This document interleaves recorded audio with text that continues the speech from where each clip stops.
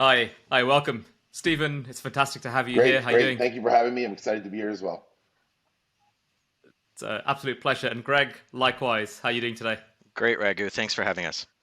Both of you have got very kind of wide-ranging paths to where you are at today. So, Stephen, if I may, from a business-facing perspective, how have you observed that sort of cybersecurity has evolved in its business perception? Yeah, it's an interesting question. I think I've been in this space now for 16 years, cybersecurity consulting. So, working with clients of, large global clients, regional clients, and sort of everything in between. And what I've seen in the last, let's say, 3 to 4 years is a significant shift from a business standpoint, risk standpoint. So we've gotten more and more engaged in the business side of cyber. So business risk up to Hmm. the chief risk officer, even up through board of directors and the executive team around what is the real business risk impact or enabler of cyber and how it can drive business transformation or things like even wide scale enterprise digital transformation and how cybersecurity can enable that. And that's really been a shift in the way clients have engaged us over the last 3 to 4 to 5 years. And that I think is really interesting because I think we see that also in sort of that evolution of the CISO and the business-minded CISO. So I want to come back to that in a second. So Greg, as a practitioner who's sort of very deep in technical implementations, how have you seen that change, like the whole sort of approach to cybersecurity change over the years from a technical and implementation perspective? When I started in cybersecurity, 20 years ago, we were very much focused on assessment work, delivering reports in terms of what can be improved. And really now more the shift is clients are realizing they need support of a trusted advisor to take them Hmm. through kind of that enterprise implementation of software. Really, it's focusing more from a what traditionally has been an infrastructure-based approach to a software-based Hmm. approach to cybersecurity. Awesome, and we'll come on to that, right? Because that's kind of that natural shift from sort of everything on-prem, everything you manage, to hybrid, cloud, etc.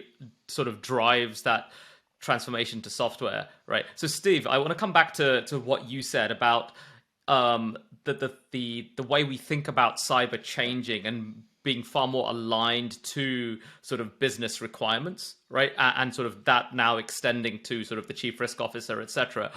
What do you think triggered that shift from it just being like an isolated, almost IT discipline to now being a much more Yeah, business I think discipline? I think cyber has become mainstream. I think when you look at some of the major incidents that have happened over the last 5 to 7 years, it's become a board conversation, right? It is no longer sort of isolated to the CISO, and boards are now thinking about, what is the impact of cyber to our bottom line? How does it impact our share price, our stockholders, our value, the way that clients, partners think about us in the market? When we build out cyber programs, a lot of the conversations center around can we share this with our clients as an enabler, as a differentiator, Hmm. so they feel more secure doing business with us, right? Have we embedded security in the products that we offer, the platforms that we share, and just the way that we go to market? And I think they've realized that this is an enabler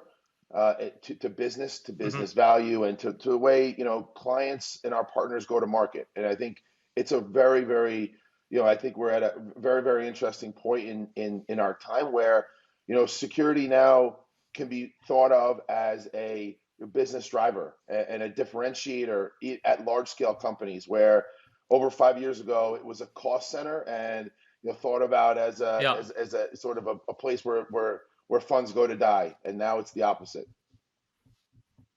Yeah, absolutely. And I also think it's also been the perception, right, that security functions are always seen as those functions that say no to things or question everything, right?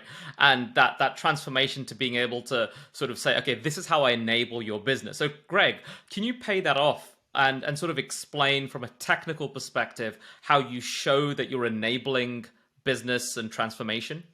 Yeah, absolutely. So One of the things I usually do to start the conversation with my clients, especially when we're talking about zero trust, is really level set on the challenges they're facing, right? And from my experience, that boils down to three things. It's visibility, consistency, and control, right? And zero trust is a broad topic, but I think ultimately those are the three things that all of our clients are trying to achieve, regardless of what area of Hmm. zero trust we're talking about. So when you think about visibility, right, we're talking about visibility into assets, into applications, users, data, et cetera, right? What are all the cloud Hmm. resources I'm trying to protect? How are they configured? What are the workloads that make up my applications? How are they communicating?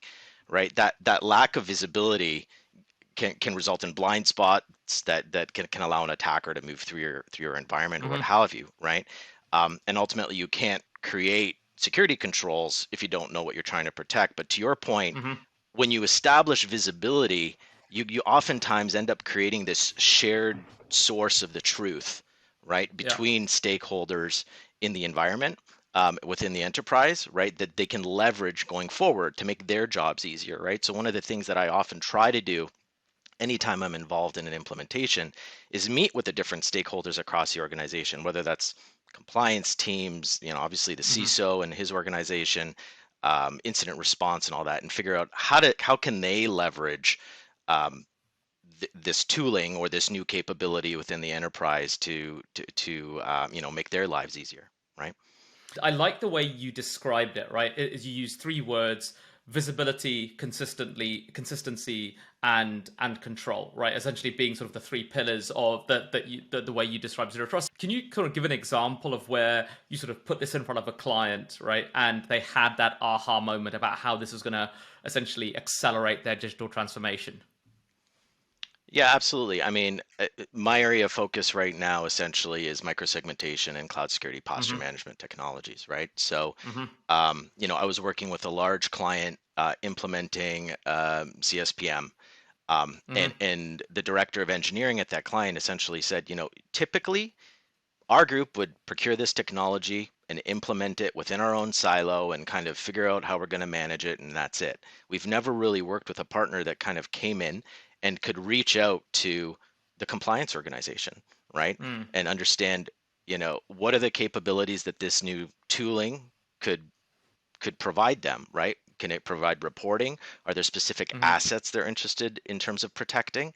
We reached out to, like I mentioned, incident response, right? This is going to identify shortcomings in configuration. How do you deal with that, right? And so Hmm. realizing the value from the tuning outside of what is typically your project sponsor, right? The CISO organization, I think is key, right? Because as people start to leverage that technology internally, it becomes, business as usual, not just within security, but for the broader organization.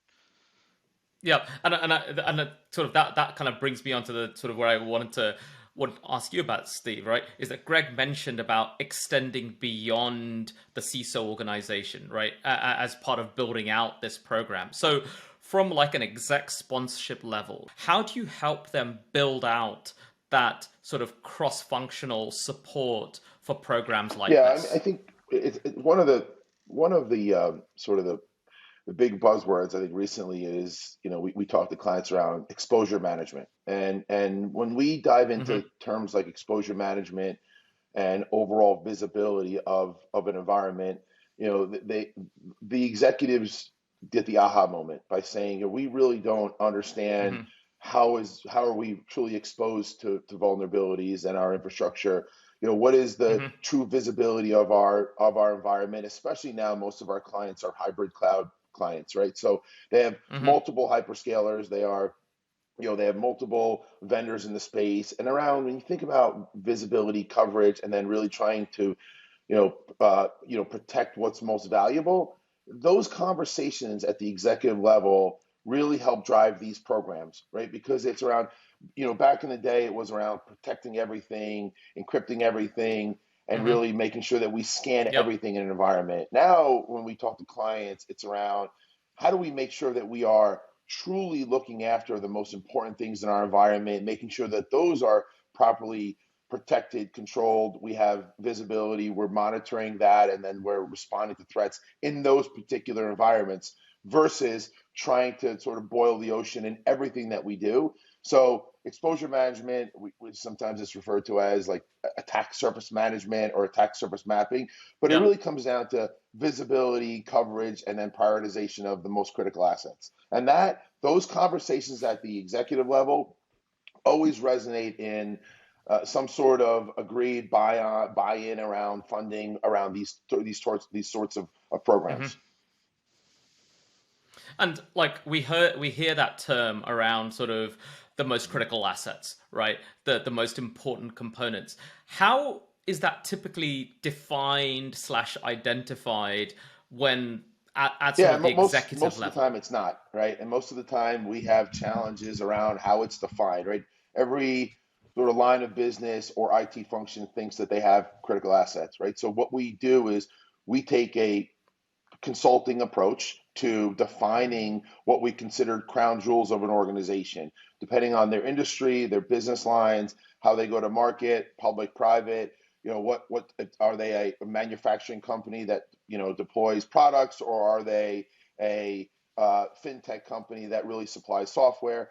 We then define their business projects, their imperatives, what's critical to them, and then we take a cross line of business approach to defining what that is, and then we risk rank it. So we take the value of those assets, we take the value to the market, the value to the firm, and then we apply that methodology to help define what is critical or crown jewels to a company. So it is normally not defined until we really try to put together a framework around or a methodology around what that actually means to an organization. And so, and it's kind of Greg, like coming over to you, right, from a sort of an execution implementation perspective, right? How like how many cycles does it take typically for an organization to sort of come to an agreement as to this is the criticality, this is the right prioritization, and this is where we need to start? Like how does that map out as a process and timing? Sure. Yeah. So the first thing to say is nobody has a perfect CMDB, right? Or enterprise application list, right? Hmm. But usually there's something, right? Usually there's a starting point that you can leverage. And so when we go into these organizations that obviously to Steve's point, you don't want to boil the ocean. You have to start somewhere. You have to prioritize with those things that are most relevant to the business. Um, and typically we leverage whatever exists, and it's usually quite a cyclical process to get to that Hmm. agreement. But it's something we know when we walk through the door that has to be a priority to establish. One of the things that's often a challenge is that nobody wants to make the final decision, right? Hmm. And so trying to steer your client organization to identify kind of a technical project champion that has the authority to make those kind of decisions, and ultimately whether those are decisions around the architecture of the solution, or whether those are Hmm. decisions around prioritization of what are you going to target first. Um, that's a key part of kind of rolling out these types of technologies. And I actually want to ask a bit more about that, right? Because often, like a lot of security projects, as you say, stall on that because of that inertia, right? That no one wants to take the decision as to, okay, we need to go and do X. So how do you typically sort of essentially get clients over that hump, right? What is the advice you give, or what are the levers that you pull on so that progress can start? So usually we take like a two-pronged approach, right?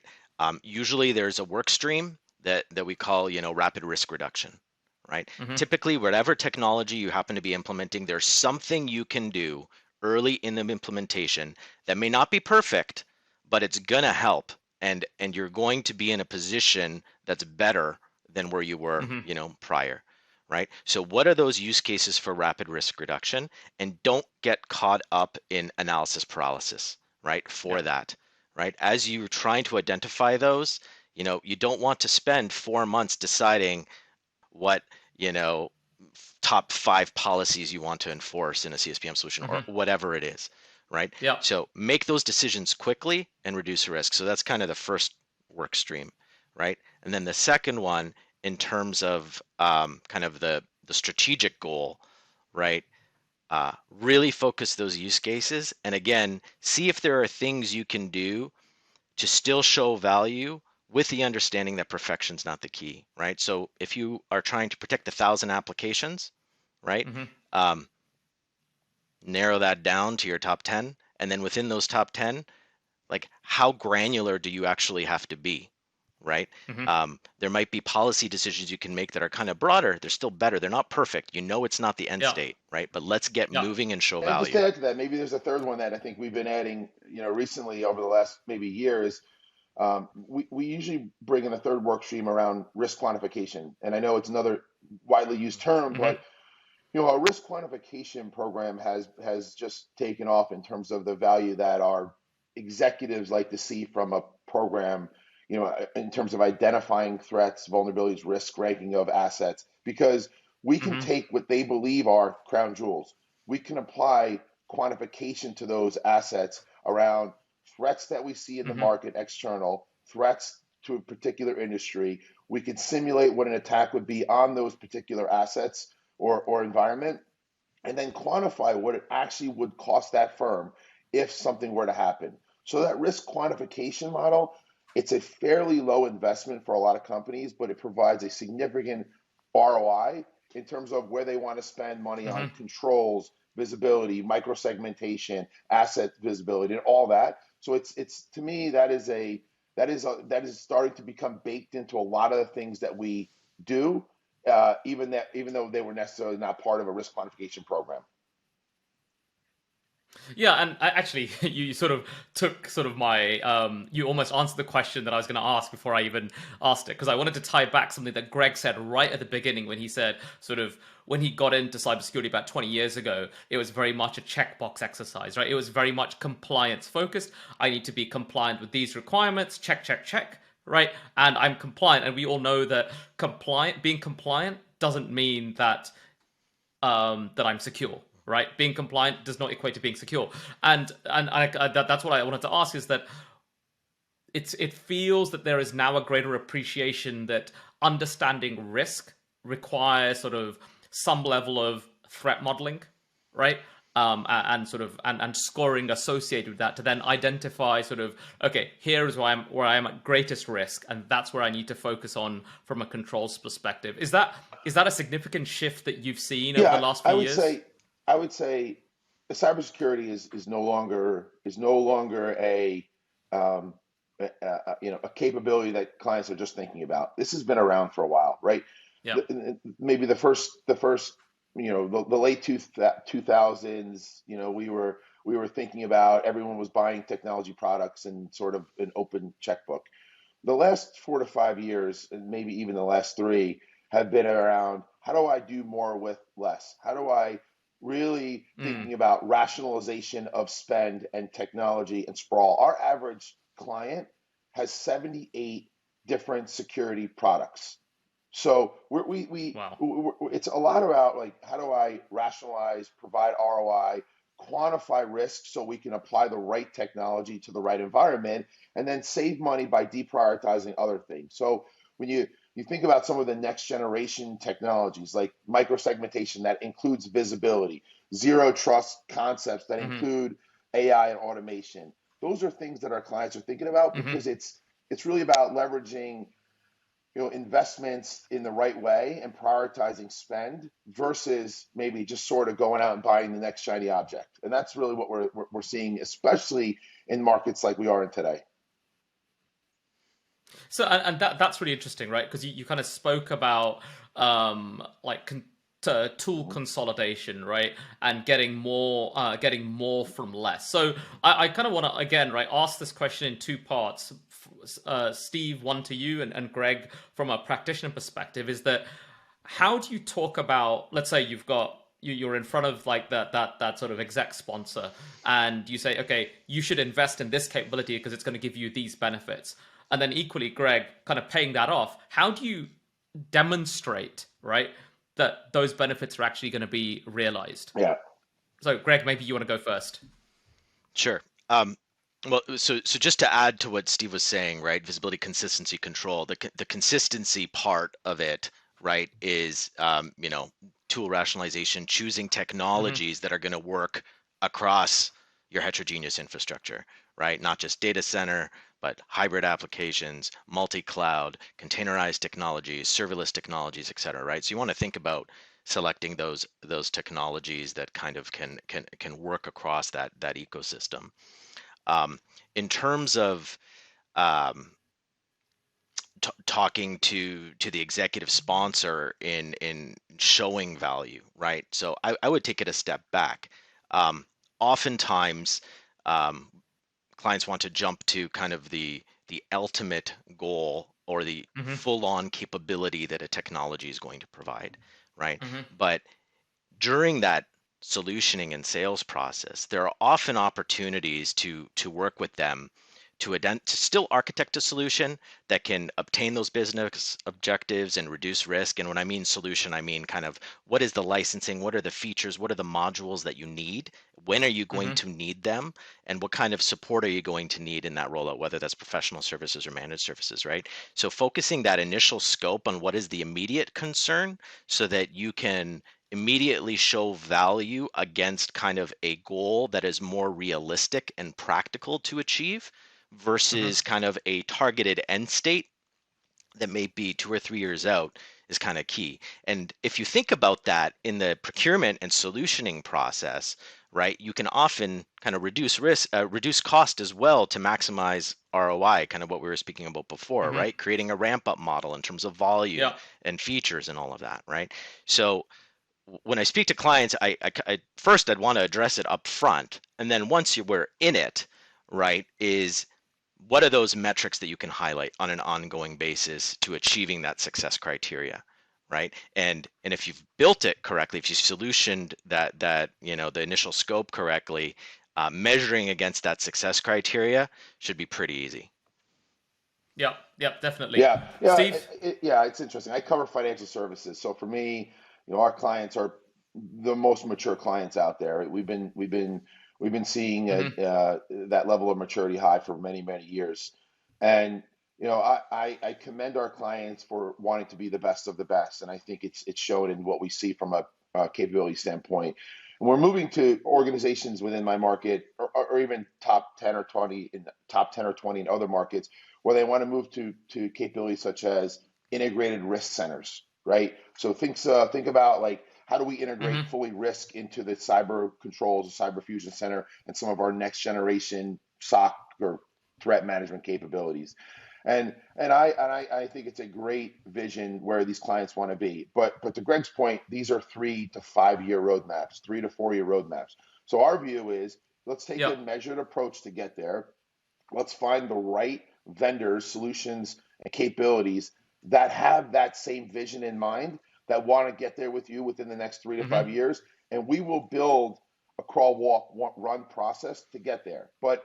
There's foundational elements, right? There's things that we talked about already on this call around basic visibility, controls, access, right? Management, right? Those Mm-hmm. are the foundational items of an organization when they want to get to that next generation integrated risk center. But let's start at the beginning. Let's build the foundational building blocks. Let's make sure that we're covered from a visibility and vulnerability standpoint, and have those basic capabilities in place, and then build on that roadmap with product vendors and solution vendors along the way.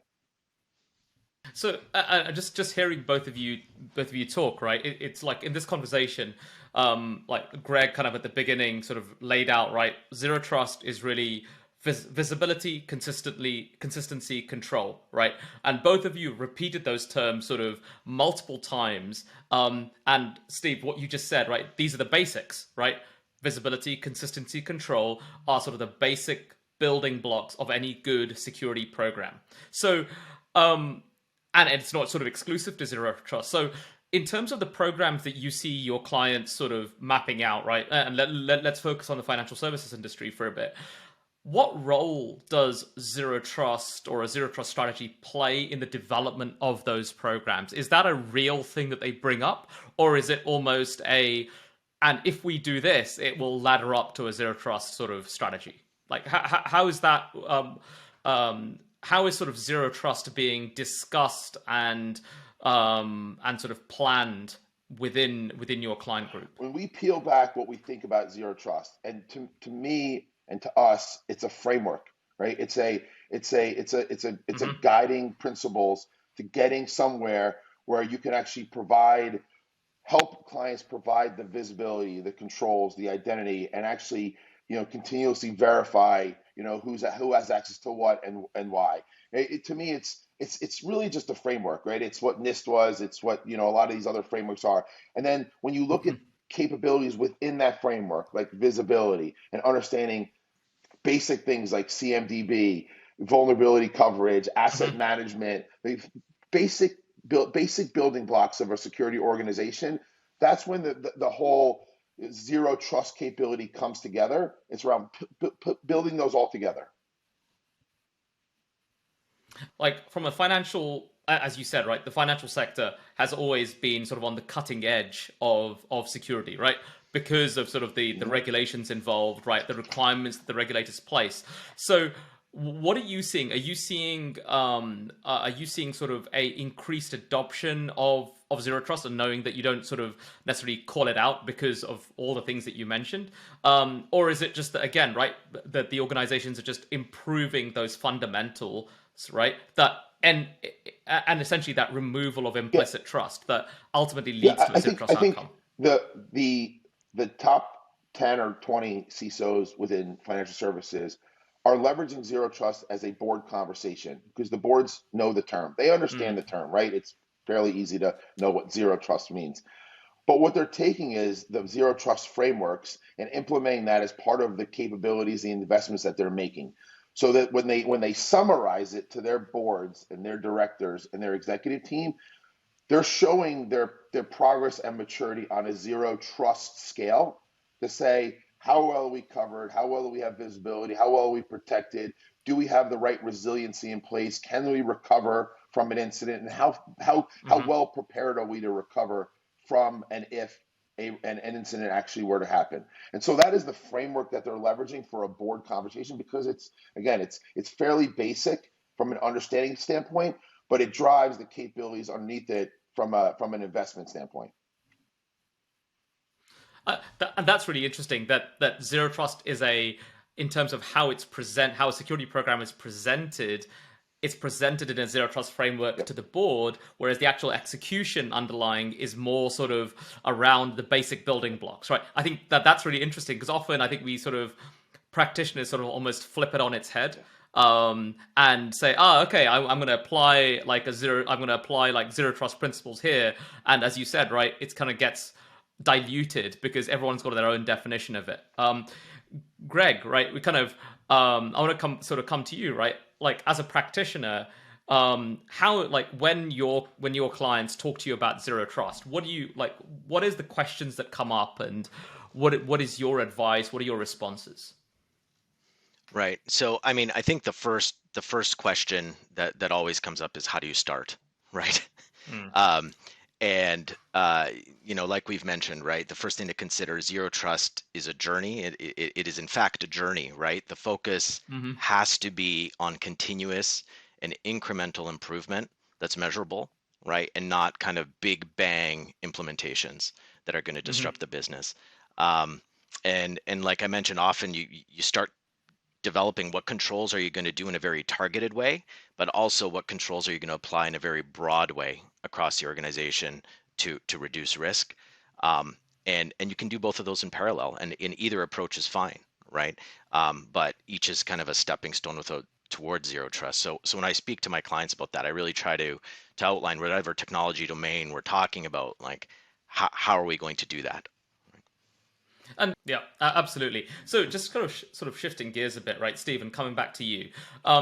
When you look sort of forward in sort of, let's say, in the financial services sector, right, what do you see as sort of the driving forces that are going to demand an increased focus on sort of better visibility, better consistency, better control, right? What do you see from a regulatory perspective, from a technology adoption perspective? What are the key sort of driving forces in that space for sort of the adoption of, or the improvement in these three basic one of the largest controls. areas we've been talking to clients about outside of security is around digital transformation, and it is accelerating Hmm. quicker than I've ever seen it. And then maybe it's because of competition, it's Hmm. because of investment, it's because of just the sheer volume of companies out there that are in the space.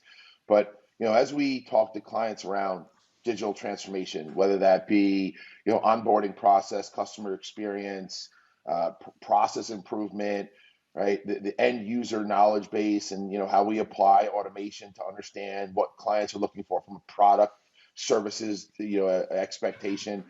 That transformation is truly driving the need for these capabilities. And we are being more and more pulled into the conversations around, if we move to these hybrid cloud scenarios and we leverage different hyperscalers and environments, how can we truly apply visibility, coverage, Hmm. controls, response activities, and resiliency in those environments? Because we are extremely scared that our business is moving faster than we can actually apply security controls, and security requirements. So I think keeping up with business transformation, digital transformation, and the evolution of the business itself is probably the most common conversation that we're having from a forward-looking cyber perspective. I would just add to that. Um, Part of that is application modernization, right? Hmm. Our clients are going through massive transformations where they're taking these legacy applications and refactoring them into containerized or serverless, or lifting and shift them, or creating them into hybrid applications. Um, a lot of these technologies can, we've talked about visibility a lot, provide visibility that can help make those decisions easier, but it's the Hmm. perfect time to embed security into the application, right? As you're going through that transformation, right? Why go through that and then think backwards about how am I going to protect my newly factored apps?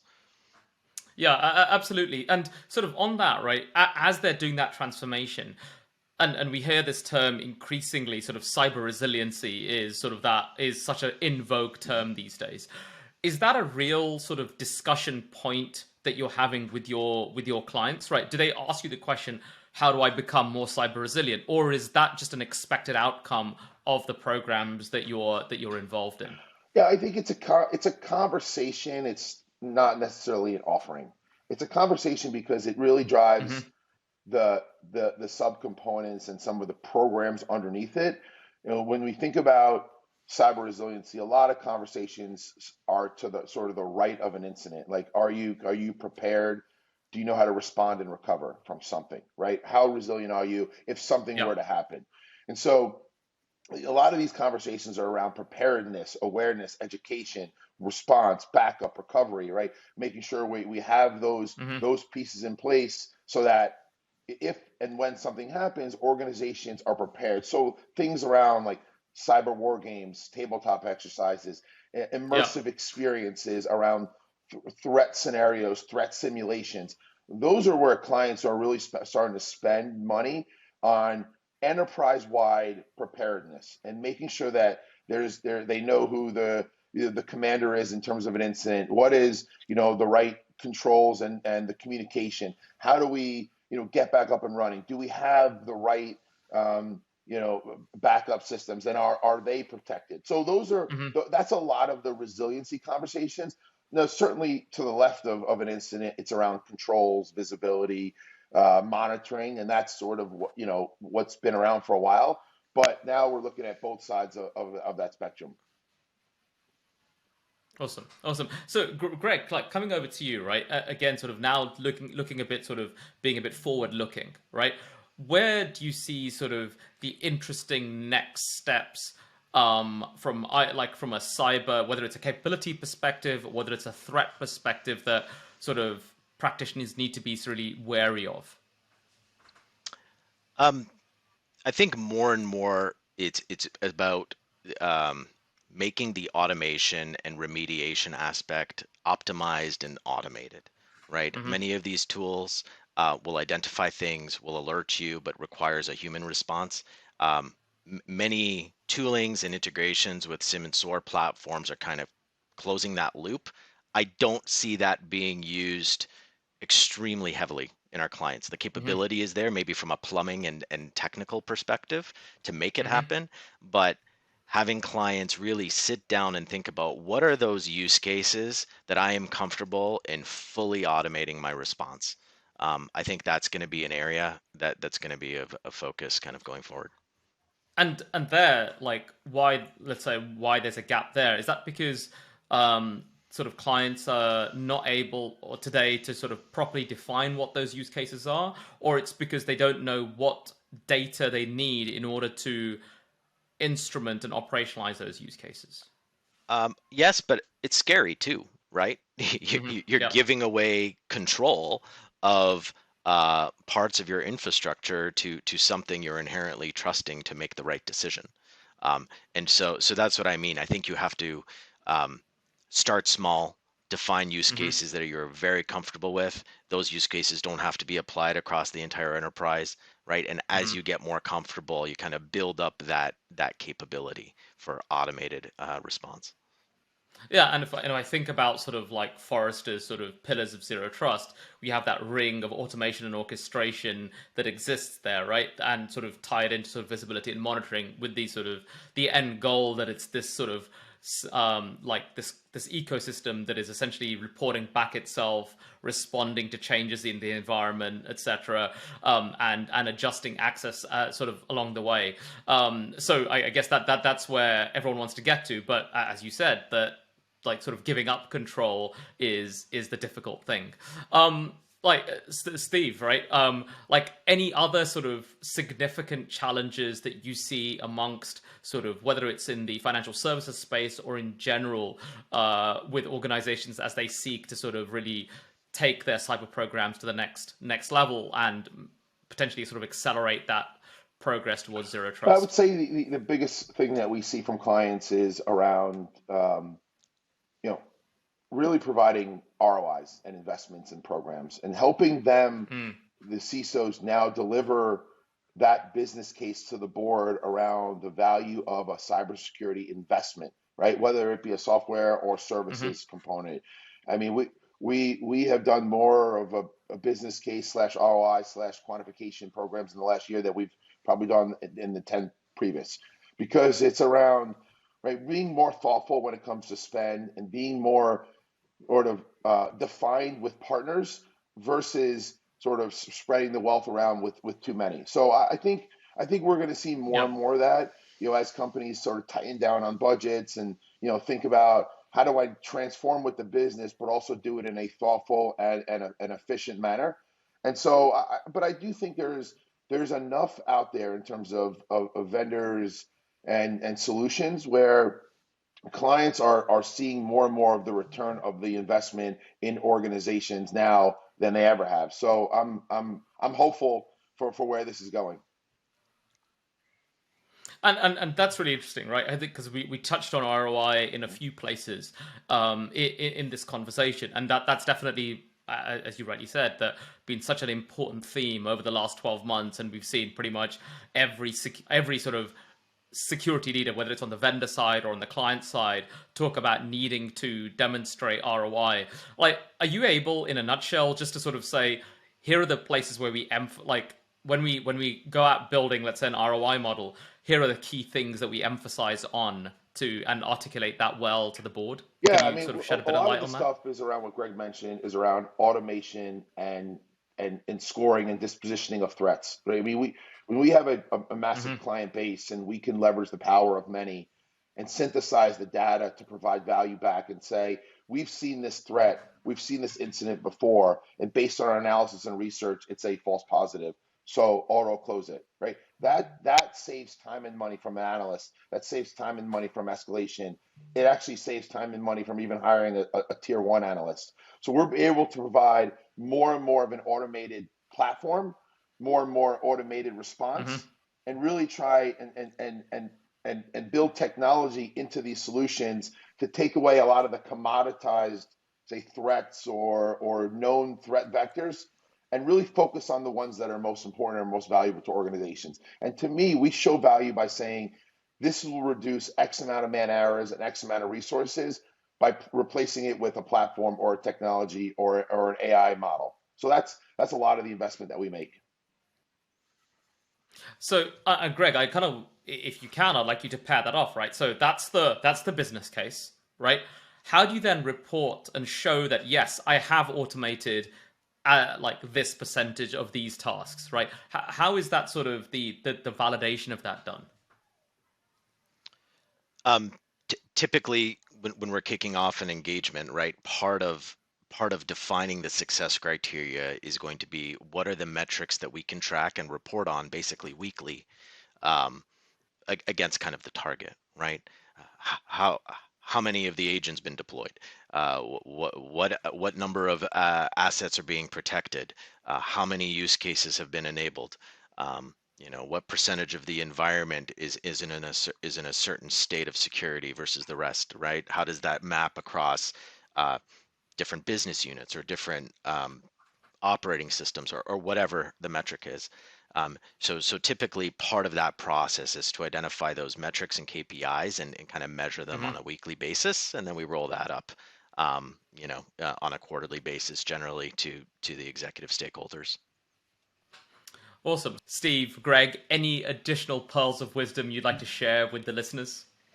No, I mean my parting thought here is pick a solution partner services vendor that is investing in these capabilities, right? I mean, there's a lot of sort of older technologies and platforms that did things really well, but the companies right now that are shining are companies that not only can provide things around microsegmentation and zero trust, but also visibility, also to understand what are in those particular containers or areas, and then continuous, visibility and coverage within those particular areas. So I think looking at those companies, that certainly we partner with, and what we're talking about here is extremely critical for future investment. I mean, I think the rip and replace models are challenged. I think we need to think about continuous investments and building on strong strategic partners, and building a program of the future. So it's important to pick the right vendor at the onset of these programs. So Thanks, Steve. I would, Greg? yeah, I would say do a production pilot and not a proof Hmm. of concept, right? That's the biggest thing that I see the clients of mine that are successful do that. When you do that, you start small, you define the use cases and success criteria for the pilot, you validate the technology, you validate the skills of your implementation partner. And as part of that process, you're going to uncover any insights or dependencies or constraints that are going to be relevant to your implementation, right? And really inform the approach that you take for an enterprise deployment. Yeah, I think that's really sort of great advice, right? Production pilot versus proof of concept, because you kind of want to validate that this is going to work when the rubber hits the road. So, Greg, right? This is a zero trust podcast. What's your favorite zero trust analogy? All right, so I actually have a few, if you bear with me. Um, Okay. You got to let Steve have one as well. all So right. go on then. Well, I'll You be can have you can have two. all right. Well, I'll be quick. So, the historical security model of the hard candy with a soft center, right? But when I think about zero trust, it's highly granular and distributed trust. So that doesn't apply anymore. So maybe it's a bag of those candies, right? You still have a perimeter you gotta open up. There's controls you have to get in. Um, but inside are many of those candies. Each one's representing security controls. They're closer to the thing you're trying to protect. So that allows for more granular decision making. The other one is I was actually talking to a friend of mine yesterday, and we decided that zero trust is like a cheese sandwich, right? As a concept, it's easy to say it's just a cheese sandwich, right? But when Yeah. you start digging into the details, right? What type of bread? What type of cheese? What are the toppings? Is it grilled? It means something totally different to everyone. Nice. I actually like those two because on one side you've kind of just explained the bag of candies is the concept, right? And then the cheese sandwich is actually there's so many nuances to it, and everyone has their own take. And I also like the fact that you're kind of having conversations with your friends on a daily basis about zero trust and coming up with new analogies. Steve, can you bet a bag of candies or cheese Yeah, sandwich? well, I think Greg is hungrier than I am right now, so I'm not. My analogy is not food related. But I've used this analogy for a while, and I think um, this sort of sector has it right. Like you think about an airport, you think about what it takes to go through an airport through security checks and validation of an identity, and then continuous validation as you move through the terminal, the gate, the plane, the seat. I think that type of methodology, which is, it gets granular and granular as you move through the process. You're constantly being validated in terms of security checks, your identity, the gate in the terminal you're supposed to be at. And I think if you look at that from a security standpoint and the amount of people and things that move through, I think they've done it very, very well. Of course, there's hiccups and challenges, and there's some things they get through. But for the most part, that Hmm. stopgap process, continuous validation, is worked very well. Awesome. I think that's been such a great conversation, Steve, Greg, right, with yourselves, and just really getting an amazing insight from sort of a practitioner's perspective about how right from the board level all the way through to sort of the technical implementation and program management and sort of reporting, right? About how you deliver successful sort of security programs that deliver true sort of risk reduction outcomes. I think that's what I take as the key takeaway. And then also how ultimately you are really, when we think about zero trust, we're thinking about really three key things, right? Visibility, consistency, control, and applying this across your estate in the right places to effect that risk reduction and essentially improve cyber resiliency. So thank you so much again for your time today. And right, if you're all interested in learning more about how IBM and Illumio are working together to empower organizations to achieve better resilience with enhanced visibility and zero trust segmentation, go and check out our website. Steve, Greg, thank you so much for your time today. Appreciate it.